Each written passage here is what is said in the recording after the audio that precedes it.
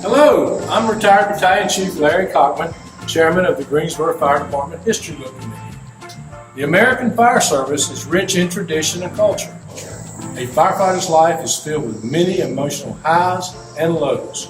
Stories of major fires, national disasters, medical calls, firehouse living, and family life are often verbally shared from one generation to another.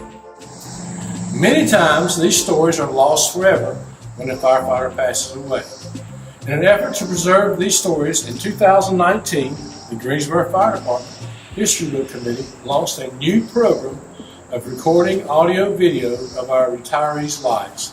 These stories will be shared on our website, gfhbc.org. In 2020, we did not record because of the COVID-19 pandemic. Please listen as these firefighters share their life experiences with all of us.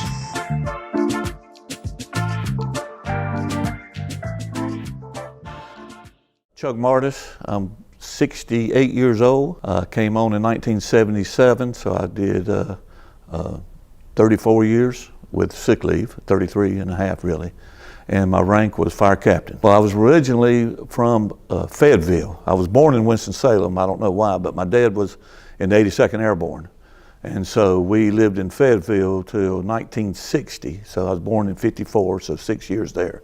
And we moved to Greensboro in 1960, and I've been here ever since. When I came on the fire department, no, I wasn't related, but now my son-in-law, Dan Holcomb, is a firefighter, just made engineer, and he's getting ready to be transferred. I was also related by marriage to David Spears, Chief Spears. Before joining the fire department, I was a machinist. I worked on diesel engines for a company here in Greensboro, and also did work for Petty Enterprises and did some things for them. I run a boring machine. I did all their blocks. They'd bring that, what's his name? Richard's brother, I can't remember his name, but he was the mechanic. He would bring stuff to me, so yeah. Well, at the time, the reason I became a firefighter and left the machinist, I thought the benefits were better. I never really grew up thinking I wanted to be a fireman. I know a lot of people did, but I was thinking of the future, the benefits. Seemed like a pretty cool job to have. Somebody said they were hiring. I went up and put my application in, ran through the course, and out of 16 people, I was one of the lucky ones to get a job. The process that we went through with hiring is I went, of course, after an application, they put us through an aptitude test, and we went, and I don't know if they do anything like that. You put the round pegs and the round holes and the washers, and you did all this, and that was done through the Employment Security Commission. And once you got through there, then a name, I guess, went back to the city, and the city probably forwarded the names back to the fire department, and then we went to the training center and did an agility test, which consisted, is probably not as like we see out there today when you ride by or I'm out there and you see.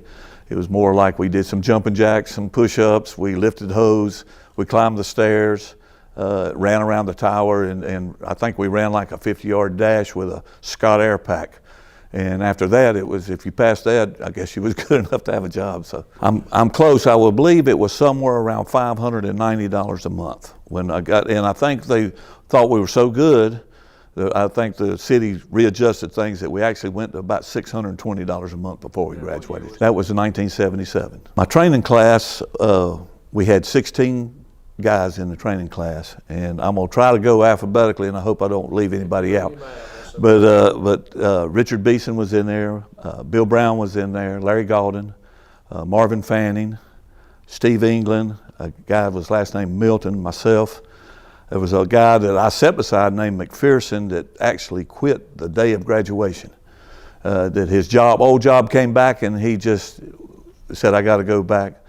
A guy with the last name Murphy that I didn't think stayed long. Keith Russell, Chuck Whitworth, Jimmy Williams, Richard O'Brien. That's the one. If that's 12, I got them all, but I wasn't counting. So, yeah, yep. Memory's not the first thing to go, I guess. Well, I remember funny stories that we had in training. There was a couple of them that I recall, and one of them was we were climbing ladders one day, and I guess from behind, me and Larry Gaulden kind of looked a lot alike. And so I was up on the ladder and pulling hose, and I guess I wasn't doing it right. And Clarence Hilliard was one of my training officers. And he was just chewing me out, and he was saying, Gaulden, you're not doing that right. And I didn't turn around and say I wasn't Gaulden. And so another time I was doing something that was right, he said, Gaulden, that's a good job. And I turned around and said, no, it's Mardis. So I made sure he knew that it was me on good things, it was Gaulden on bad things. The second thing, we was doing a vacuum test. And I'm going to mention his name, I'm sure he won't mind, but remember they had those small glass that you put up on in the flashlight to see if the hose collapsed in the vacuum. Well, Chief Hilliard put the glass down on the sideboard of the truck, and Jimmy Williams stepped up there and broke it.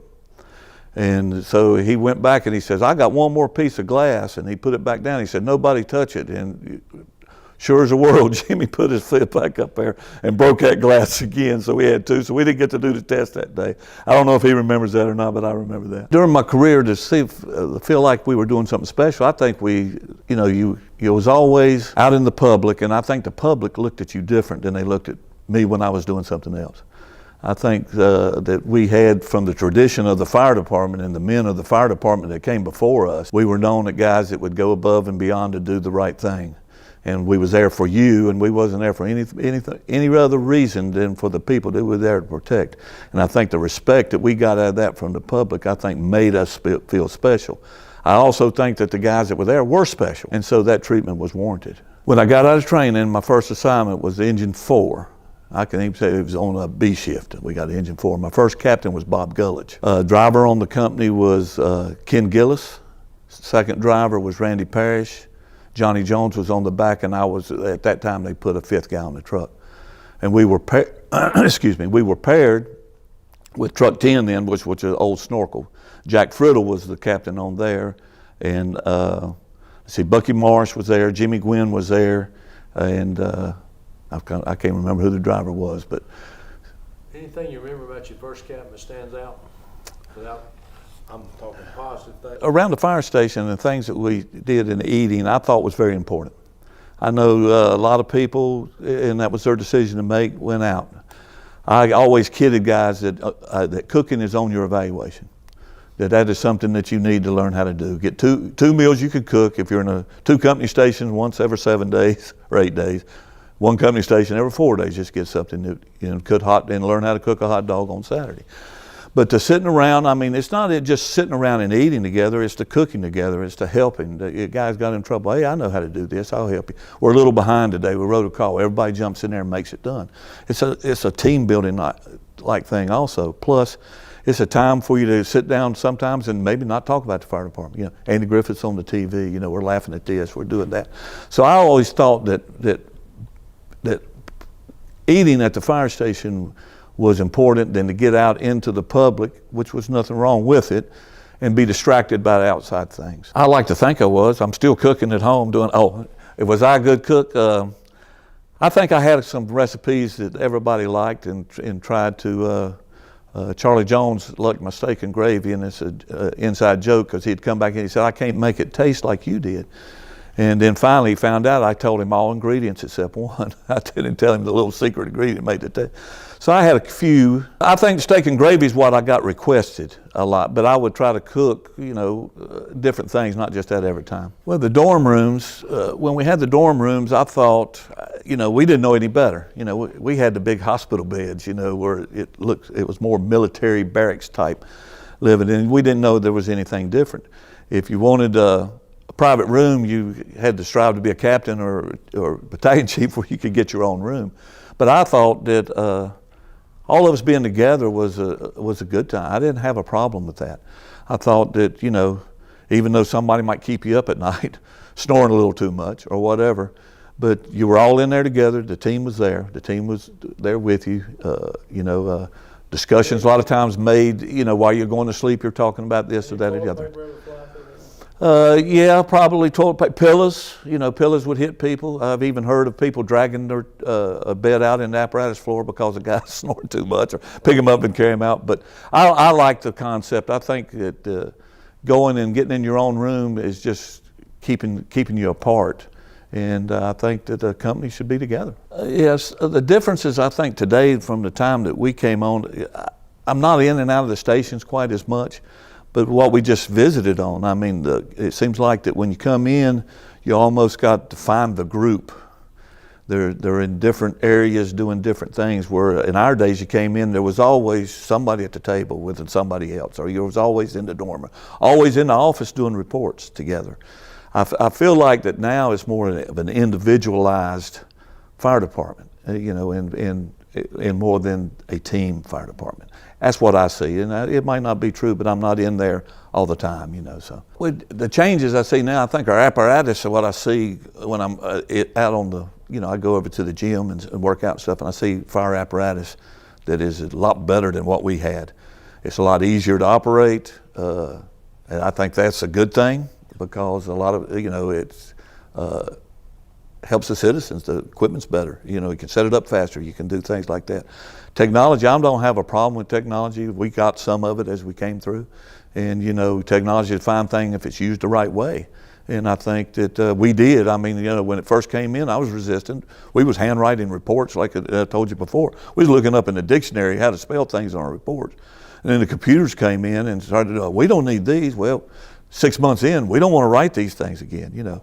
And with the computers that went on the truck, you know, we don't need these on the truck. And then all of a sudden, when you got a reserve truck that didn't have the computer on it, man, we can't hardly operate without this, you know. So technology is a fine thing when it's used, and I think the technology that the fire department's brought in there is a good thing. Well, the open cab trucks, we had them when we first came on. Some of the enclosed cabs had just showed up in the Hans, which were not heated. They were heated up front, but not heated where the firefighters sit in the back. But when I was at Station 11 on a squad, I had to ride Engine 11, which was still an American France open, you know, to fill in or something. And them cold nights, oh man, you know. And so what you would do is you would throw a towel up into the jump seat and a blanket. And then when you got a call, you know, you'd wrap the towel around your head and then throw the blanket over your head and then ride down the road because it's 20 degrees outside. The worst part I think we had, it was somewhere down off of 421 that always had a fire alarm. You know, and back in them days, we sat and wait till the property representative came. And so you're sitting out there in an open air truck. It's 35 degrees and raining, and you got a guy that's coming that's 40 minutes away, and you can't leave. You know, yes, tops and technology on tops and heat was a good thing. My first fire I do remember was on Engine 4. It was on Sussman Street. I remember it, and I had a panic moment when I was there because, of course, I was a rookie firefighter, so what was my job? I was a hydrant man. And so I jump off, you know, here it is, it's apartment fire down in the housing projects. And I jump off to catch the hydrant, wrap the hydrant, do everything I'm supposed to do, gate valves there. I look down, there's no hydrant wrench. I forgot to get the hydrant wrench. Well, the truck took off, and as it unloaded, it caught the hydrant wrench and spit it out and landed right beside my foot. And so I got everything hooked up and went up to, you know. And the biggest fire, of course, you know, guys at our age, it's got to be Davie Street. You know, I was acting captain because Captain Oakley was in the car that night. I was on truck 1, which was at Station 11, and we was just riding 2 people then. Remember, squad was assigned with us, but you know, they could have been out on a medical call. So I was acting captain, and we actually would, I'm not sure where the driver was, but Brooks Langley was driving. And you know, in them days, the house set opened up on all calls. So we knew there was a fire going on downtown. Just didn't, you know, just kind of hearing things and sleeping in between it. And all of a sudden, they hit, second alarm for truck 1 to come. And when we pulled out of the station, there was smoke to the highway. And I said, oh boy, we're going to be there a while, And so we went up there and we were there, all night. And then actually the next shift day that we came, our truck was still there. So on 2 days off, when we reported back to Station 11, we had to go back to the scene. We left the scene and then had to go back. And I remember Cliff Oakley making a statement that was very true. He said, after this, man, a house fire is nothing. And it was. I think you was probably there that night on Davie Street. And wow. Cause that bothered me, I guess, all of them touch you a little ways, a little here and there. But probably the one, I guess, sticks with me. And maybe it was just, my kids wasn't that age then, I don't know why, but I was on squad and we rode, had a wreck down it was off of South Elm Eugene Street, or almost at the city limits. The car had actually left the road and went down an embankment and it was actually in the trees. It was off the ground. And there was a young man in there and we was working to cut him out and all that kind of stuff. They put the trauma pants on him to try to keep blood pressure and stuff up. And once we got him out, the car was probably actually keeping him alive. And so when we got him out, of course, we lost him by the time we got to the ambulance. And when we looked, he had just got his driver's license that day. And he was 16 years old, and he had just got his driver's license and he died. And that, for some reason, that sticks to me, so. Anyone that sticks out being positive, call, I think there's a lot of them. I think it's when you have wrote a medical call and the problem has been corrected. And when you go out to family members, thank you. I think it's when you go into, it may be not the biggest emergency, you go in and somebody's pipes busted in the house and they didn't know how to cut the water off, and you cut the water off and they didn't lose all their stuff, and it's a thank you from them. Things like that I think you build on, and of course we've all had a call where we've got somebody out of a fire or stuff like that, but I think the little things, I always thought the little things and the appreciations was what I can remember the most. Responding to medical calls, I think, is still the reason that we got in the business, is that we could put somebody on the scene quicker than other people. The EMS, they do a great job. EMS does do a great job, but they're limited on their resources where, we had a station in almost every neighborhood and we tried to get there within 3 minutes. We could stabilize the situation or start something or even give information to them coming in. So medical calls, I think, we all wanted to fight the fire. And let's be real. We all wanted to fight that fire. And, we didn't like the electrical investigations. You come in, guys were happier when they was taking a shower when they had soot on them. But the medical calls, I think, is what we needed to be in at the time and still do. If I have a family member in the city of Greensboro, I would sleep better knowing that the fire department is answering medical calls just in case they have that problem. Being a Class 1 ISO rated, I was there when all that was going on. And of course, on the suppression end of it, a lot of it at that time to us, we felt like this is just more work we got to do. The chiefs are wanting to do this and want to do that, and we're having to do all this. I don't think we really grasped what it meant for the city of Greensboro. And if you get down and you look between the lines, and what this really meant was Greensboro grew because of that. Industries wanted to come in because the insurance was better. So whoever made the decision made the right decision. Even though we might not have liked it at the time, because, firemen is traditional, it's hard to change a fireman's mind on what we're doing. And that. But at the end run, yeah, that was the thing to do. On 9/11, changing the fire service, I was actually on duty the day that 9/11. I was on duty. And it was funny that we were in the fire station and we was getting ready to go test hydrants. And we were watching on television, the building was on fire, and we didn't know at that time that a plane hit it. It was just, hey, I'm sorry, the plane had hit it. But, hey, golly, a plane must have got off course and hit the trade center up there. And then another one hit, but we were gone then. Had left. And then we were actually over testing hydrants in a Yester Oaks Apartments, and a man came up to us and said, did you hear that a plane just flew into the Pentagon? And I thought, something don't feel right about this. About that time, the radio came on and said, everybody return to the station. I think it got us to take a good look at the way we do things. I think it helped us to know that things could have happened here just as much there. Things like secondary devices and things that kept us safer. I think it made us look at this could happen here. We need to be prepared for that. And because I'll be admitted, as an officer, a lot of times we'd go into a dumpster fire. I never thought that maybe there was something behind us that could hurt us, that somebody was, there. But then after that, yeah, that was in our thought process. Watching all the firefighters go in there, you put yourself in their shoes, and you say, would I? And probably at the time, every firefighter's going to say, yes, I would, because that's what I'm supposed to do. Of course, the firefighters going in there didn't know how the ending was going to be. They did not know that, but I still think that most firefighters that are trained to do what they do and take the oath to be a firefighter would have took the risk knowing that could happen. Because we've been in places before that we know this is a little bit sticky in here, but we're still going to go in there because that was our job, and that's what we needed to do. Mentors in the fire department, golly, to put a hand on one or two, I always thought that I took, for even everybody I worked with, of course your officers are most of your biggest influence.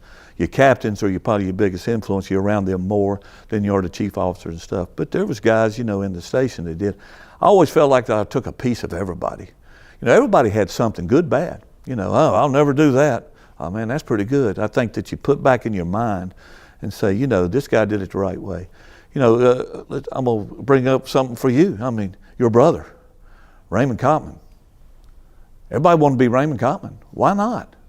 Raymond was a great firefighter, great captain, great guy, great mentor, but he wasn't the only guy. That's not the only guy I worked for. Gary Falk, I don't want to go through all the names. Lloyd Halsey, had great officers. Jake Barham, Charlie Jones, everybody that I worked for, I felt like give me a piece at the end of my career. I was all of them. And myself, that I took and separated and made myself who I was. I know I was going to say, hey, what is it, OESPN? You ain't going to make me cry. Who did the Big Bird for real? I know who did it. You know who did it? Well, he admitted it this morning. Who? Waller? Yeah, he's instigated, but you know who? Yeah, Steve Fuller. And Steve Fuller and all them did that, yeah. Got out there with them. Remember the Andrew Nyland thing where most heartbreaking moment was that on Friday I talked to a fellow firefighter, and on Monday he took his own life. And I guess in the cause we expected that. We expected death. And when that was, you always say, well, we talked, could I said something different? What was going on? He didn't open up. But you never know. And like I said, and we actually rode the call to his house. And so that was a pretty bad moment for us. The firefighter suicide, I think that, there's probably things in the job that could trigger that. But I think that, that other background things may be in there that makes this trigger that they didn't reach out to the right people to be able to handle that situation. But, you never know. Suicide to me, I never could figure suicide out. And, that was always heartbreaking to me because I felt like that, that wasn't the way out, and the family has to sit back and deal with it. Coping with death when we did have death was, I think, came back to the unity of the fire station. I think you came back and leaned on your firefighters. A lot of it was you would make light. You would try to get back into normal, and to get back and get light. But I think somewhere in there, you had to process it and put it into a compartment and keep it there. Right. The death of a firefighter hits you hard because it's like, he was just here. He was just here doing the job and doing the same job I was doing. And whether it was on the fire ground or at the fire station or at home, it just, it was just a part of a family that you lost because the fire department was a big family. When they hired the first females for the fire department, they sent them to Station 8. And I was at Station 8, so we were in the very first, it was three female firefighters, Kay Pearman, Deanne Staley, and a girl whose last name was Trado, Melanie Trado, I believe is her name. And they came in the fire station. Melanie didn't stay, and of course we know Deanne and Kay went on and was very successful in the fire department. I think probably resentment was probably your first thought as a man that, let's be real and honest. This is our job, and then the females are coming in, getting their own bedrooms, and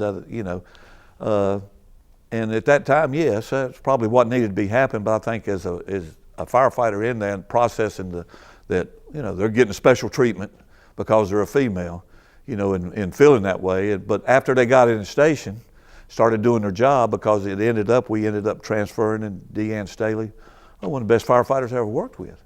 And Kathy Smith was on my company, one of the best firefighters I ever worked with. I mean, she could fight fire.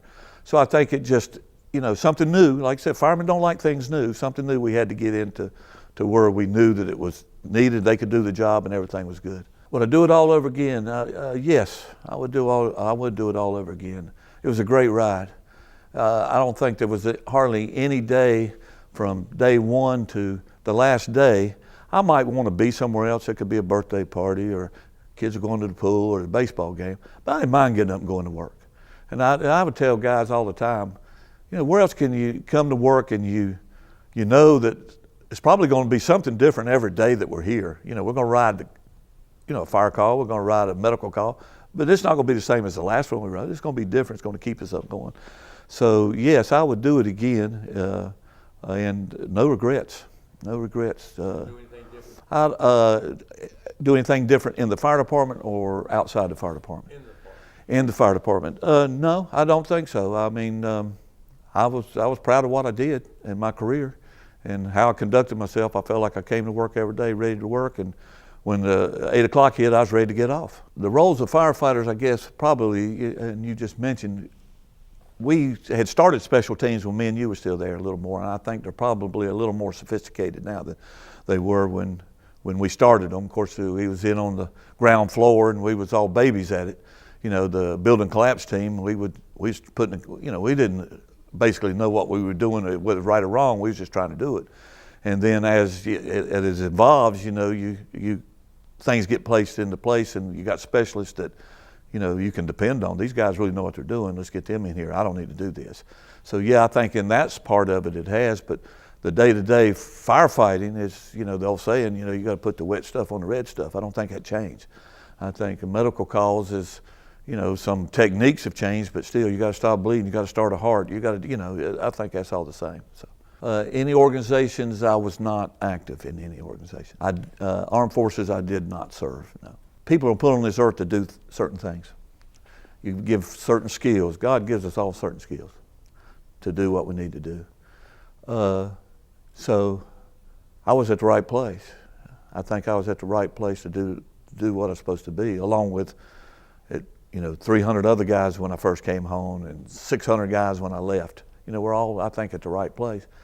My family, the support of my family was probably the best, because of,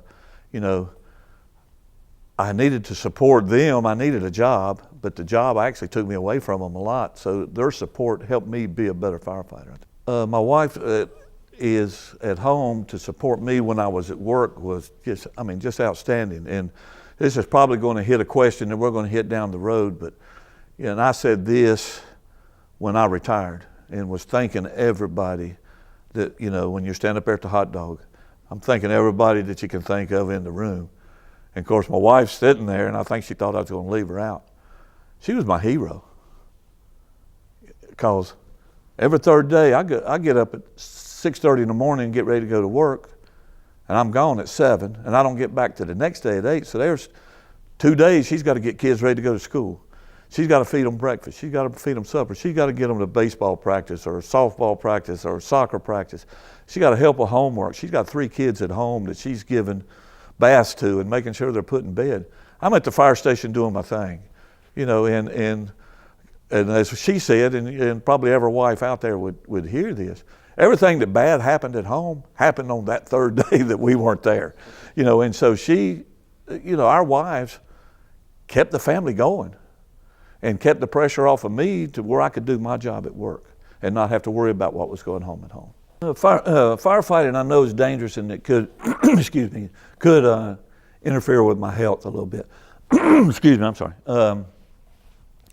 But I feel good now. I feel like I'm in some of the best shape I probably was than I was in my 30s.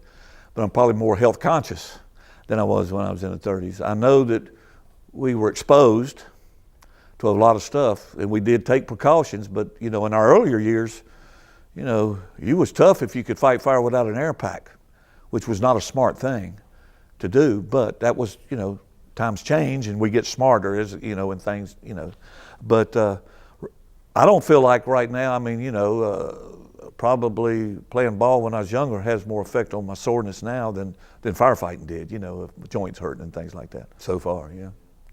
Just keep going to the doctor and get checked. Yeah. All you can do. I know. To remember about me, I would just like for them to know that probably, I came to work every day prepared to work, prepared to be a fireman. And I wanted everybody, not everybody, we all don't see things the same way. And, everybody does things different. And that I wanted to just come to work and get my job done, be the best I could be around other people that knew their job and do their job. And let's take care of the citizens of Greensboro. They're the ones that's paying us. They're the ones that's depending on us. As long as we do that, I felt like I was okay, to do that every day. Feel that way. If I was asked to go to a training center to give a speech to the new recruits, I would tell them, first thing, to enjoy the ride. This is a career, but it's also a family. And to get to know the other firefighters, get to know your job. The more you know your job, the easier it is and the more you can enjoy it. Excuse me. Okay. We'll give you some more wine. But to, just like I said about myself, I hope, come to work every day, ready to work, be prepared. Know that it's not always going to go your way. It's not always going to go your way. That's okay. It doesn't have to. It doesn't have to go your way. You're fitting into an organization that's got many spokes in the wheel, and you're one of them, and you can't control all the spokes. So just be the best you can be. For my family, remember about me that I always had them first. They were on my mind the most, and that I worked hard to give them what they had and to try to guide them into being adults, which I think I have. My 3 children are very successful. And I hope that seeing what I did and how I did it and how I conducted myself had a part in that. So I would hope they would know that I was just a hard worker that wanted to go to work, and even when I wasn't at work, we're going to work hard to make this right. We're going to do the right thing. I don't know anybody without, a bunch of people, so let's cut that one. Well, I coached, my life is away from the fire department in coaching that you was asking about. I started coaching even before I came on the fire department. I started coaching football in the Pop Warner League back in 1974. I actually coached a kid that played in 2 Super Bowls. And Lee Rousson played for the Giants, and he played for Cleveland Browns, and know him. And then I left when I had girls. I had 3 girls, and they played soccer. Well, they needed a coach, so got out of the football.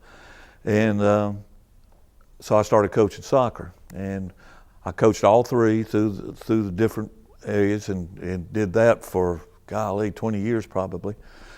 And then when I actually went in and helped high school coach soccer there some, and the football coach come and said, we need to get you back to your roots back in 2008 at Northeast. So he hired me to coach football. And so I went in there with him and coached till 2013. I retired in 2010, so I became a full-time football coach. And then he retired, and I was going to retire, and then I got hired to go to Eastern Guilford High School in 2013 and stayed there as a football coach until 2019. And then in 2019, I said, I'm gonna step away again. I was kind of getting tired. And a coach from Page called and said, just how retired are you? He had lost his defensive coordinator, and it was like March. And I graduated from Page. So that kind of tugged on my, okay, that'd be pretty cool. I'll go finish up coaching football at the high school that I graduated from. So I went there and stayed 2 years, and after the COVID year, I've stepped back and So coaching is, I felt like as a coach, I ran my company as a coach, as a captain. I thought that the same principles. Fire department is probably the best team sport I've ever been on, because all the teams out here that play each other practice together, and they practice and they go play another team. You get the firemen, and my team might be working with this team on the other side of town that we've never been with, and we make it work because everybody has been trained the same way. So the teamwork in the fire department, you take that and then take your coaching mentality to run your company in the fire department, but also to take how the fire department did things and how we work together and put it back into that sports team.